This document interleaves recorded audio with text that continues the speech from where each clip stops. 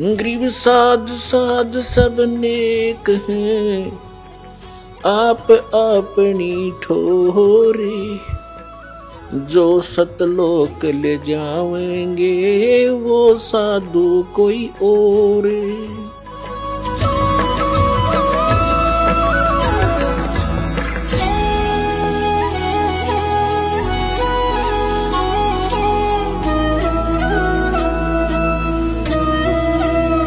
लेकिन पुण्यात्माओं, जब तक हम अपने सदग्रंथों से परिचित नहीं होंगे तो साधना करना भी व्यर्थ होगा। मनुष्य जीवन का मुख्य उद्देश्य है परमात्मा का पाना, और यदि परमात्मा प्राप्ति नहीं हुई तो फिर वैसे ही अपना जीवन नष्ट करना होता है। सतगुरु संगत छोड़ के चाहे लाख वर्ष जप की नहीं, इंद्री कर्म न मोक्ष होवे फिर काल के अधीन। सतगुरु की संगत छोड़ के, गुरु से विमुख होकर के, और चाहे लाख वर्ष जप करते रहना, आपको कोई लाभ नहीं होगा। इंद्री कर्म न मोक्ष होवे और फिर काल के अधीन। पुण्यात्माओं, आत्मा जब से भगवान से बिछुड़ी है, कुछ दिनों के बाद ही इसको एहसास हो गया कि हमसे कुछ खो गया है, और आज तक भी वो ऐसा ही अधूरापन महसूस कर रही है।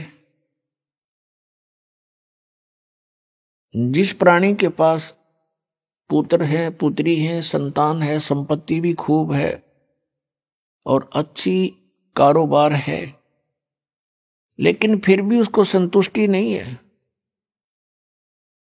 आत्मा फिर भी कुछ ना कुछ तलाश में है, परमात्मा की तलाश में है।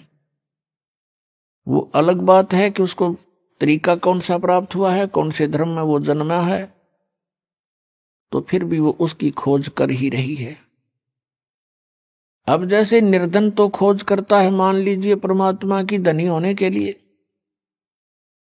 निसंतान ढूंढ रहा है भगवान को, न सोच लेंगे संतान के लिए। लेकिन जिसके पास सर्व संपन्नता है, संतान भी है, संपत्ति भी है, सर्व यहाँ का काल का सारा सुख है, और फिर भी वो भगवान की तलाश में है, तो इसका मतलब ये सर्व जो कुछ भी हमें प्राप्त है, जिसको हम यहाँ चाह करते हैं, ये पर्याप्त नहीं है। इसके अतिरिक्त भी कोई कार्य है जो आवश्यक है। अब हमने उस आवश्यक कार्य को करना होगा। हम पहले अपना जो अनावश्यक कार्य है, केवल रोजगार के लिए, पेट के लिए, इसमें ज्यादा समय डिवोट कर रहे थे। अब हमने ये ज्ञान हो गया कि मनुष्य जीवन का मूल उद्देश्य परमात्मा प्राप्ति है, तो अब हम अत्यधिक समय अपने भगवान के पाने के लिए लगाएंगे।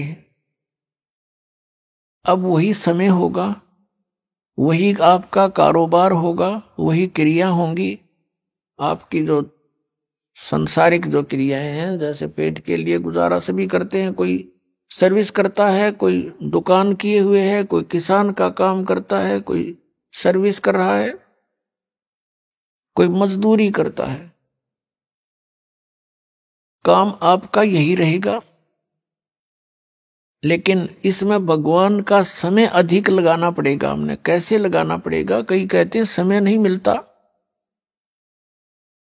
समय आपके पास बहुत है, उस समय को हम समझ नहीं सके और उसका दुरुपयोग करते रहे। अब जैसे आप बस में बैठकर सफर कर रहे हो, आपके पास मंत्र प्राप्त है, आपको बैठ के बस में और अपना सुमन शुरू कर दे। इधर उधर झांकिया में देखा नहीं, किसी साथी ते बात गणी करे नहीं, और अपना मंत्र करता रहे, तो वो 2 घंटे आपका समय सदुपयोग हो गया। आप जी किसी मजदूरी के लिए घर से चले हो, मजदूरी के स्थल तक पहुंचे तो वहां तक अपना सिमरण करे कई कई बार, और वहां जाकर भी मजदूर को या किसान को मानसिक कार्य नहीं होता, उसमें भी वो अपना भक्ति सिमरण कर सकता है। हमने देखा ये आली किसान हल के पीछे पीछे कोई रागनी गा रहा है, कोई और बकवास सोच रहा है मन में सारा दिन, तो उसका सदुपयोग कर सकते हैं हम और भक्ति भी कर सकते हैं। क्योंकि किसी भी सदग्रंथ को उठाकर आप देखिएगा या किसी भी महापुरुष का अनुभव आप पढ़िएगा, उन्होंने वही कार्य किया है जो संसार के आम व्यक्ति कार्य करते हैं और उन्हीं में परमात्मा को पाया है। उसी काम में सिमरण भी किया है, हठ योग नहीं किया किसी ने। जैसे कहते हैं 2.5 घंटे सुबह और 2.5 घंटे शाम अनिवार्य है ध्यान लगाना, मेडिटेशन करना, ये व्यर्थ की बातें हैं। पहली बात तो इनका ज्ञान गलत, ये ध्यान लगाओगे कहा, झूठा ज्ञान और ध्यान का लावे, ये वाद विदा चतुराई वाद विवाद है इनका, ये चतुराई दिखा रहे हैं। और बात रही हठ योग की, किसी भी संत महापुरुष ने हठ योग नहीं किया और किसी भी सदग्रंथ में प्रमाण नहीं कि तू कति एक जगह बैठ के भक्ति कर ले। श्रीमद् भगवद गीता अध्याय नंबर 3 के श्लोक नंबर 4, 5, 6 में स्पष्ट किया है कि अर्जुन यदि तू काम छोड़ के हठ योग करने लग गया, अगर तू कर्म सन्यासी हो गया, कर्म सन्यासी का अर्थ है काम छोड़ के और एक जगह बैठ जा, चाहे जंगल में बैठा चाहे कोई गुफा बना ले या घर पे बैठ के वो व्यर्थ प्रयत्न कर रहा है, तो फिर तेरा निर्वाह कैसे चलेगा।